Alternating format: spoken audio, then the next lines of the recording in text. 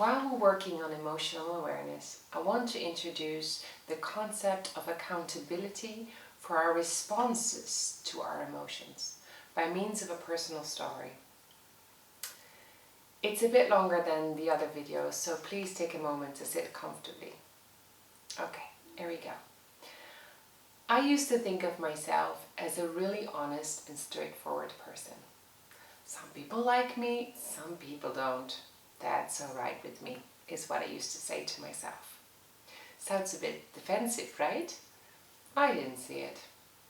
When I got older, I noticed something. When I told my friends I was hurt, they didn't believe me. I just looked so in control when I said it. I seemed to have it all together all the time.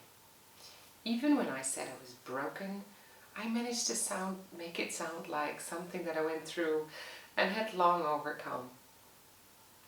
So I didn't receive the help that I needed, and that meant that I had to be tough.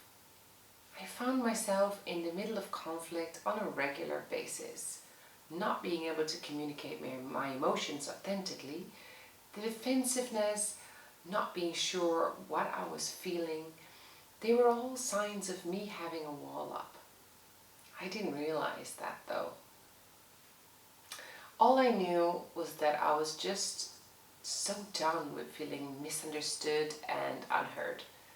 So I decided to do something about it. My light bulb moment had come when my sister had shared an exercise she had to do for her coaching training. She had to write a life story about herself growing up. The second step was to interview somebody, or actually everybody that was in it, to exchange perspectives on it.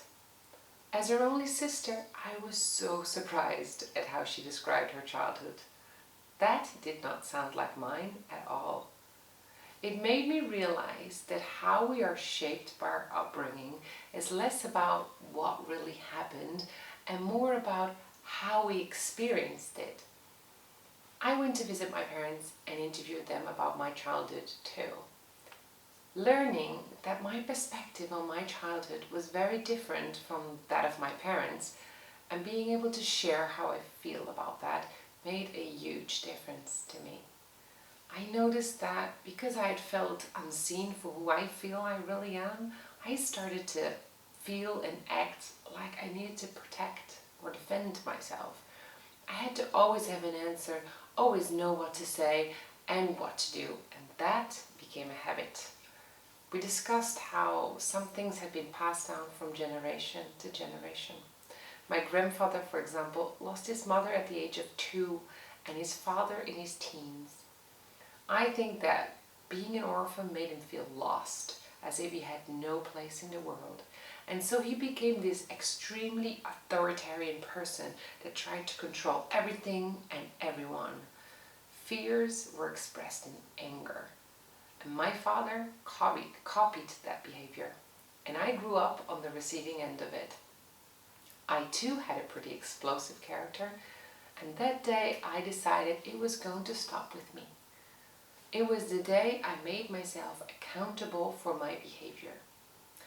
So there I was, with this first glimpse of self-awareness, a will to hold myself accountable, and a big desire to change. The phrase "easier said than done" has never been quite so accurate. So I did what most people do. I bought a self-help book. I started reading Hold Me Tight, a book written by relationship therapist Dr. Sue Johnson. I have to say I've never made it past the first chapter because it completely changed my perspective on my own behavior. It showed me that the accusations I used to throw at my partner were really not as honest as I thought they were. Because "you are never home" is much less honest than "I miss you." And "I always have to do everything" is much less honest than "I feel overwhelmed, I need some help." It's just harder to admit because it makes me feel vulnerable. And vulnerability is scary. Somewhere deep down, I already knew that this accusational style of communicating wasn't very effective. But now I also learned that it wasn't even being real or honest or fair. It's more like littering. Like I mentioned before, raw emotion is useful to the extent that it signals something. Emotions make us aware of our characters, our boundaries, and our preferences. It is through emotions that we notice ourselves. But after we've taken notice of the emotion has done its job.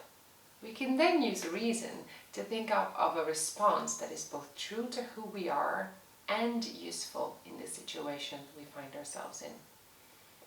I wasn't this explosive person with everyone. Oftentimes I was the polite woman too. The strategy of the polite woman is to distract herself and perform socially acceptable behavior under all circumstances. In order to fulfill this role, I would tell myself not to be silly and feel all these feelings. Instead, just focus on the task at hand. Both strategies fail to recognize emotions for what they really are, signals to be taken seriously. Not to be poured out over others, but not to be ignored either. Without awareness of our emotions, or with a low emotional awareness, we hurt ourselves by not being aware that we let other people cross our boundaries. When we are hurt without knowing it, this pain finds a way of communicating itself.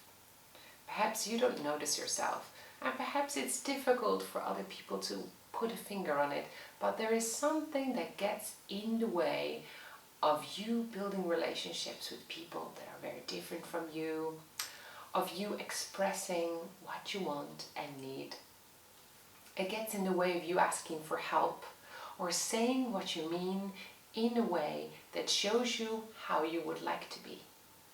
Anger, joy, sadness, fear, disgust. I had to learn to listen to all of them more carefully. Had to redefine myself because I thought I was not a crybaby. Turns out I am. In the next video, I'll explain how I use this process to gain trust with the parents I work with. But first, let's look at your assignment.